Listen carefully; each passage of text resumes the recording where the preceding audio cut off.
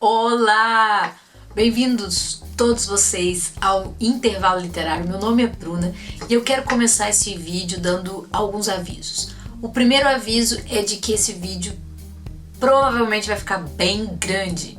São 11 folhas de roteiro. Por quê? Porque eu gostei demais desse livro e eu quero muito conversar sobre praticamente tudo que ele fala. E o que eu vou fazer é um resumo, né? Eu não tenho capacidade de fazer nenhuma análise, mas eu gostaria de contar para vocês o que esse livro fala. Outra coisa é que o canal já passou dos 500 inscritos e eu queria ter comemorado os 500 inscritos, mas não comemorei. Mas eu queria saudar todos vocês que chegaram, eu gostaria de agradecer pelos cliques, pelos compartilhamentos, pelos likes, pedir vocês que continuem comigo aqui, mesmo que seja um pouco inconstante esse canal, tá bom? Muito obrigado, sejam todos bem-vindos ao canal Intervalo Literário. E vamos parar de conversa e vamos falar logo sobre esse livro maravilhoso da Esther Vilar. E eu vou ficar dando umas olhadinhas aqui no que eu escrevi, porque, como eu disse, eu escrevi demais. O nome do livro é O Homem Domado, de Esther Vilar. É um livro que foi publicado no Brasil pela Editora Nórdica, mas eu não encontrei esse livro físico de jeito nenhum. É muito raro esse livro aqui no Brasil. Essa mulher, a Esther Vilar, ela nasceu na Argentina em 1935. Ela se graduou em 1960, foi para a Alemanha e lá ela se especializou em psicologia e pedagogia. Então, o que ela vai falar, ela tem cacique para falar, porque ela entende, ela atendeu pessoas, então ela consegue falar sobre a natureza humana de uma forma muito científica. Ela se casou, teve um filho, não deu muito certo, mas ela trabalhou bastante e também escreveu bastante. E são títulos assim muito interessantes. Eu adoraria ler esses livros. Ela escreveu O Desejo de Liberdade, Notas sobre a Teoria do Genetivismo, O Homem Domado ou Adestrado, que é esse que a gente vai falar, O Sexo Poligâmico, que eu consegui também, o PDF, né, O Direito do Homem com Duas Mulheres, O Fim da Manipulação, Modelo para uma Nova Masculinidade, A Sociedade de 5 Horas, Argumentos para uma Utopia, Manifesto contra o Domínio dos Jovens, O Brilho Fascinante da Estupidez, O Casamento é Imoral, Velho é Bonito, Manifesto contra o Culto da Juventude. Se você por um acaso tem acesso a um PDF desse, seja em inglês ou em português, por favor me mande. Eu quero muito ler esses livros, porque eu gostei demais do que ela escreve. A Esther Vilar se autodenomina feminista. Numa entrevista onde ela foi atacada praticamente por uma feminista, ela fala: eu também sou feminista. Só que ninguém concorda direito com isso e o Platinho falou que não é pra pensar na Esther como feminista ou antifeminista. Ela é uma garota normal, ele disse. A primeira impressão que eu tive desse livro foi que a Esther meio que tava muito brava, sabe, com o que ela tava escutando. E aí ela começou a falar tudo o que ela pensava a respeito do feminismo. É como se ela estivesse desmascarando as mulheres feministas, dizendo: para de falar essas besteiras porque vocês estão erradas. E ela faz uma denúncia. Esse é um livro denúncia a respeito de tudo que estava acontecendo ali bem no pico da segunda onda do feminismo. Eu, quando li, dei um tom assim muito agressivo para a fala da Esther Vilar, mas isso é uma coisa natural minha. Mas quando eu vi a entrevista dela no YouTube, eu vi que ela, na verdade, ela é muito calma, ela foi muito centrada e ela tinha um ar de superioridade, assim, quando ela respondia. Me lembrou um pouco o Jordan Peterson dando as entrevistas dele. No livro da Ana Carolina Campanholo, no último capítulo, quando ela vai falar que o aspecto, né, contra cristianismo, anticristianismo do feminismo, ela fala desse livro lá no finalzinho do capítulo e é por isso que eu cacei. E ela dá uma geral assim a respeito do que foi o livro para aquela época. Onde que tá o meu livro? Na página 337, ela vai dizer o seguinte sobre a Esther. Sua obra foi o primeiro contragolpe significativo ao feminismo de segunda onda. Ela conseguiu, com razoabilidade, demonstrar que a vida da mulher comum de classe média de antes da radicalização do feminismo jamais fora opressiva ou análoga à escravidão, que sempre foram os homens que trabalharam muito e gastaram pouco. Sua objetividade perturba as feministas. Acho que é por isso que eu gostei tanto desse livro. Eu sei que quando a feminista lê fica muito chateada, muito nervosa. Aí eu gosto. Em 1975, ela foi convidada para um debate televisivo pela WDR com a escritora feminista Alice Schwarzer. O debate foi agressivo e polêmico, em particular devido à hostilidade e visível alteração da entrevistadora. Talvez por isso eu tenha realmente gostado muito desse livro, porque incomoda mesmo. Outra coisa da minha impressão do livro foi que a Esther estava assim, generalizando demais, né? Quando ela falava eu ficava, gente, mas não é assim, não é toda mulher que é assim e tal. Principalmente porque ela não tem nenhum aspecto religioso nem moral. Ela fala secamente sobre as relações entre homem e mulher e da vantagem que a mulher leva em relação ao homem. Só que esse é um problema meu, porque eu sempre leio muito rápido as introduções. Às vezes eu chego até a pular. E isso não é bom porque você não entende direito o que você precisa saber antes de ler o livro. No caso do livro da Esther, quando eu fui fazer a minha releitura, que eu li a dedicatória que ela faz, aí eu entendi melhor o livro, entendi por que ela se deu a liberdade de generalizar. Ela vai dedicar o livro dela aos homens que não se deixam domar e às poucas mulheres que não se vendem. E no final dedica o livro aos felizes sem valor no mercado, porque são velhos, feios ou doentes mentais. Então ela vai falar, ela dedica, né, o livro às exceções e vai generalizar com mais liberdade. A Esther vai fazer então 22 capítulos em 100 páginas. E são cortantes, frios, calculistas, são cirúrgicos. E ela vai direto na segunda onda feminista e dá uma pancada na cabeça dessas mulheres. E a segunda onda é aquela onda que é sexualmente libertária, né? Uma revolução sexual. E essa onda conta com Simone de Beauvoir, que era aquela mulher que levava menininhas para a cama de Paul Sartre, Margaret Sanger, que era uma eugenista que achava que só os ricos e os bem dotados inteligentemente falando era que deveriam procriar, então ela queria dizimar todos os negros, pobres e doentes mentais. A Beth Friedan, que escreveu A Mística Feminina, que odiava a casa, lavar vasilha, odiava ser mãe. E a Kate Millett, que queria que as mulheres usassem o seu corpo para fazer política. A Esther vai sustentar então a ideia de que são os homens que são oprimidos pelas mulheres, não o contrário. Ela fala assim, como é que mulheres tão burras, tão preguiçosas, né, conseguem dominar homens fortes e inventivos que poderiam estar aí criando riqueza para si mesmos. Além disso, a Esther vai também desmascarar as armas de dominação das mulheres. Vai falar de amor, vai falar de igreja, vai falar de filhos, de um monte de coisa. Então ela vai debater aquela ideia da Simone de Beauvoir de que a mulher é o segundo sexo. E vai dizer, não importa se a mulher é o primeiro ou o segundo, importa que ela domina o homem. Uma das frases mais marcantes desse livro é como é que as mulheres dão aos homens essa sensação de felicidade ao trabalhar para elas.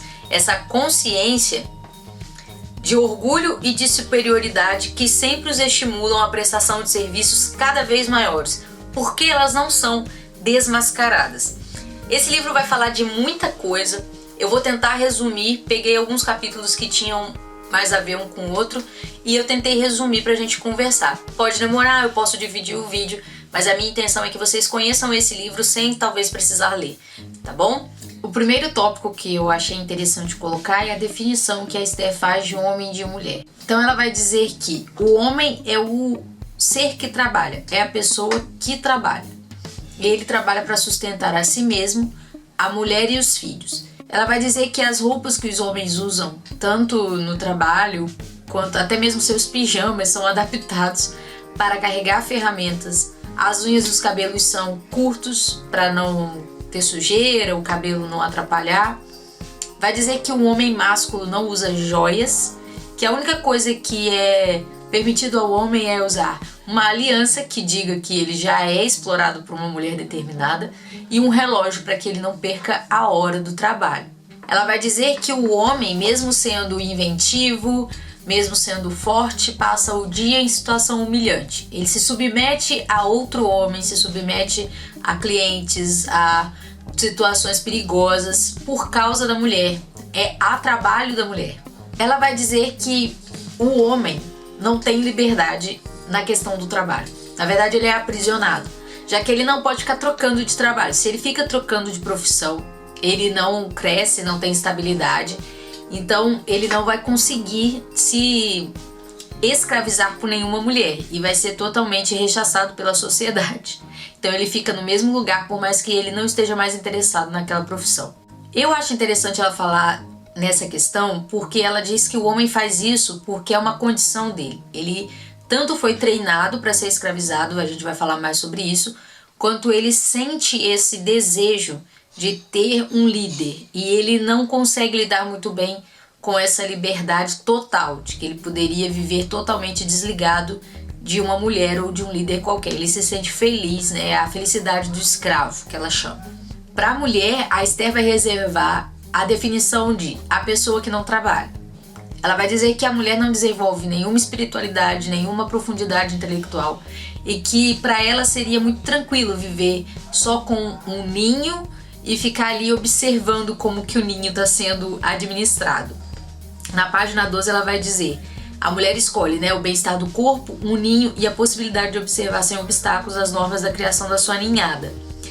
Eu acho que ela fala pra provocar, não sei se ela tá falando sério, mas ela diz assim: a mulher não precisa pensar muito pra viver. Ela poderia ter menos inteligência que um macaco e ainda assim afirmar-se entre os homens.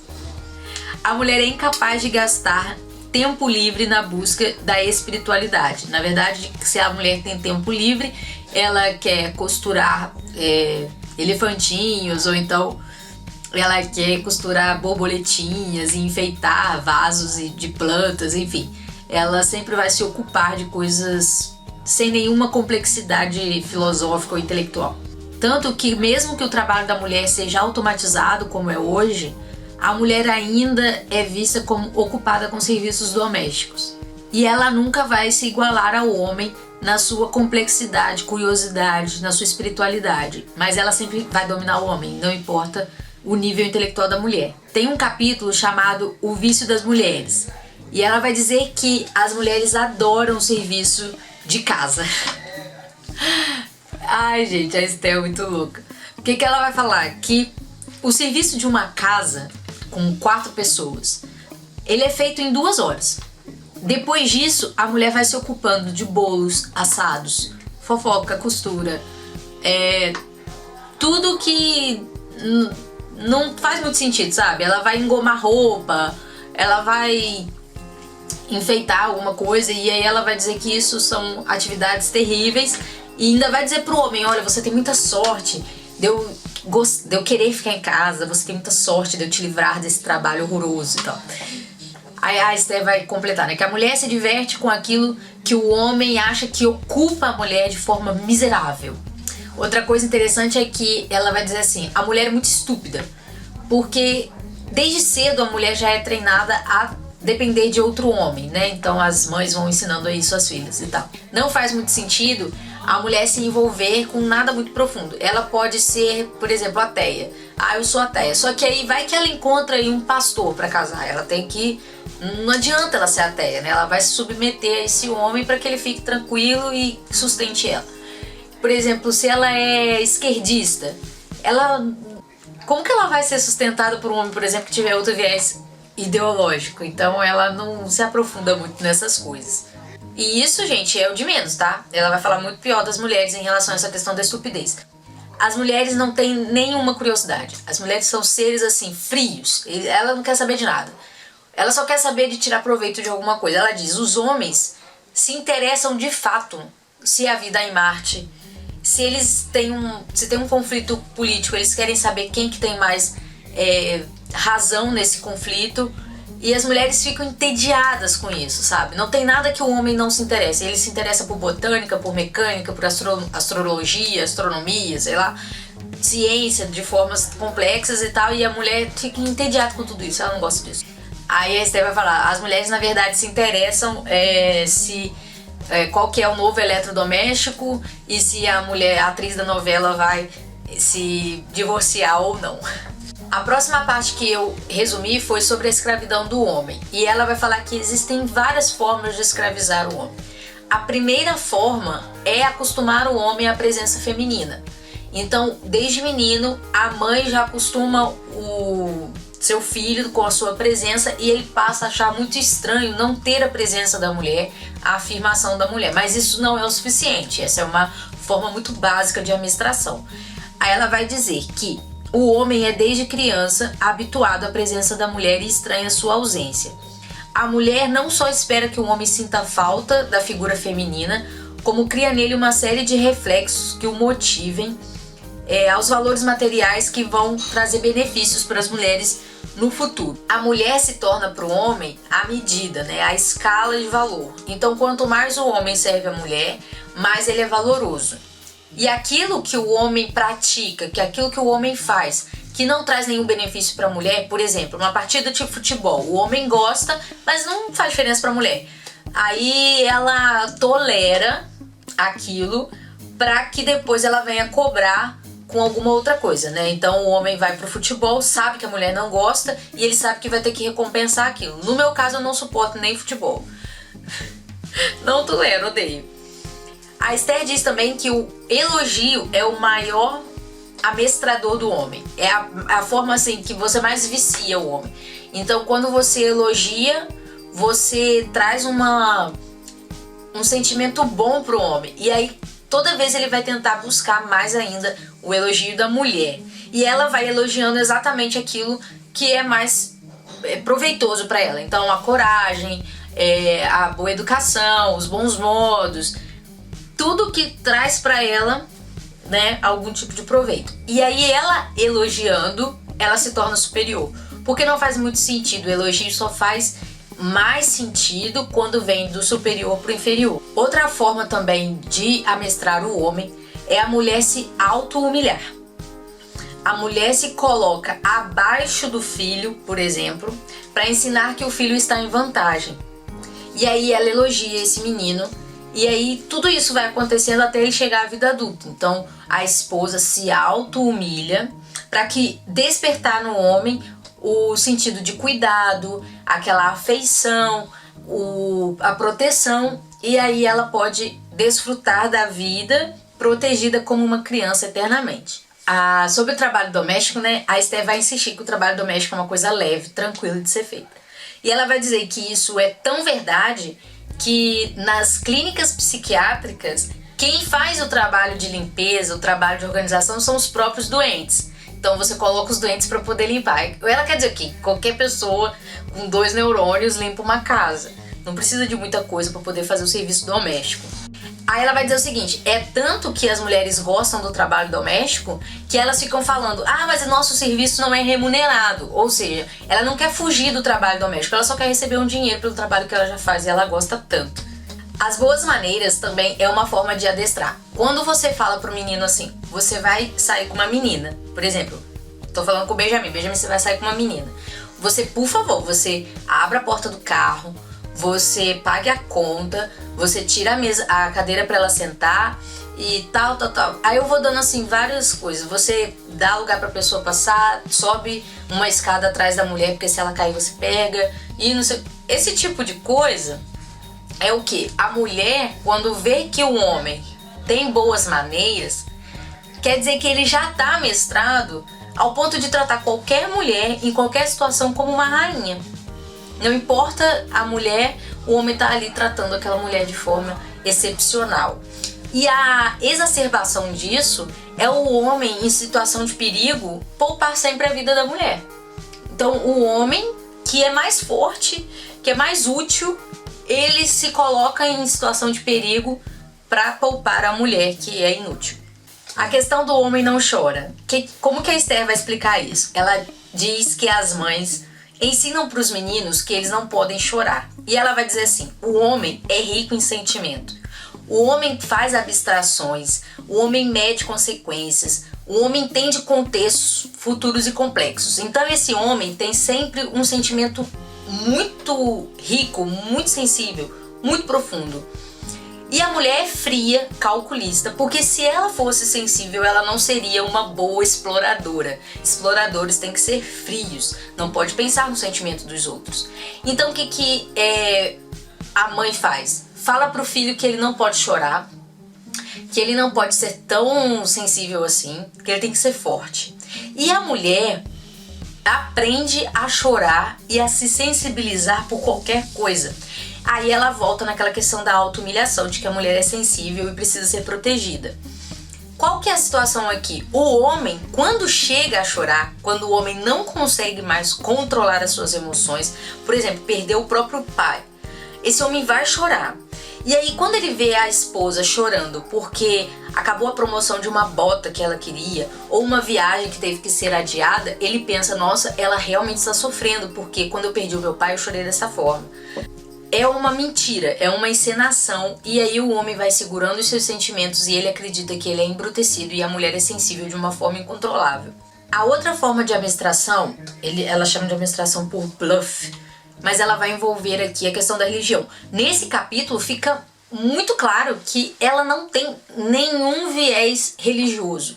Ela não leva em conta nenhuma fé honesta, não leva em conta amor ou nada que é próprio da religião, tá? Ela vai levar em conta que apenas o uso que a mulher faz da religião. Ela vai dizer o seguinte: desde criança, a mulher usa esses critérios femininos para poder trazer para o homem esses arquétipos assim de certo e errado, bem e mal e tal. E ela vai dizer assim, tudo que o homem vai absorvendo do que é pecado, ele vai guardar, mesmo que na vida adulta ele não acredite mais na religião. Olha só o que ela vai dizer. Todos os sistemas de crença baseiam-se na amestração, pois consistem em determinado número de regras e num catálogo de castigo que se seguem à violação, designados por pecados. O homem adulto percebe que não existe castigo. Ele sabe, por exemplo, que se ele pensa uma coisa, não tem um castigo próprio para aquilo. Ela tá falando na visão dela, tá, gente? Mas mesmo assim ele fica com aquela ideia, né, aquela consciência incomodada porque ele foi amestrado na infância. Ela vai dizer, para dar um exemplo, que o sexo é o mais puro e talvez o único prazer real do homem. Quando o homem faz sexo só por prazer, né, que é o prazer que o homem tem, ele fica na cabeça dele que ele tá pecando. A mulher não, porque a mulher faz sexo ou para procriar, ou ganha pão, ou seja, ela vai usar aquilo como troca, ou por caridade. Ela sente caridade pelo homem e aí acaba fazendo sexo com ele. Já o homem não, o homem faz sexo por prazer, então ele sente que ele tá pecando. E esses pecados são colocados na cabeça da criança de acordo com a idade. Então, por exemplo, você vai dizer para a criança que é errado você mentir aos pais e você desejar os objetos das outras pessoas. E para as pessoas mais velhas, você vai dizer que o sexo é pecado e que desejar a mulher do próximo é pecado. E ele vai ficar com isso na cabeça, tá? Aí a Esther vai falar da igreja, ela vai dizer que a igreja serve de meio de administração para as mulheres, porque ela implica na criança, ela inculca na criança, né, aquela imagem do sacerdote, que é uma figura assim excêntrica, né? É um homem que veste um vestido, no caso dos padres. E aí a criança, ela, mesmo não crendo, ela tem uma imagem de respeito pelo sacerdote. E aí você vai dizer que assim, hoje em dia a igreja não pode mais viver sem a mulher. A mulher pode viver sem igreja, porque a mulher pode amestrar o homem sem precisar da igreja. Só que a igreja acabou jogando para a mulher toda a forma de fé, toda a forma de virtude. E até mesmo aquele livro da Alice von Hildebrand vai nessa onda, né? Porque ela vai dizer que a mulher tem uma relação diferente com Deus, uma forma mais íntima por causa da sua sensibilidade. Olha como que a gente vai ouvindo as coisas, como que esse livro vai bater de frente com a Alice. E ela vai dizer o seguinte, que tudo que é ruim deriva da masculinidade, né? E tudo que é bom deriva da mulher. Aí a Esther vai um pouco mais à frente dizendo o seguinte, que o sacerdote é um tipo feminino. Ele é um homem que quer viver em paz sem botar a mão na massa. Ele vai viver de dinheiro de um homem masculino, igual a carinha de Ângela, homem masculino e mulher feminina. Então, não que eu acredite nisso, mas eu entendo o que ela está falando. Se a Esther define o homem como a pessoa que trabalha e a mulher a pessoa que não trabalha, o sacerdote, se ela não considera, né, o sacerdócio como trabalho, faz sentido ela chamar o sacerdote de um tipo feminino.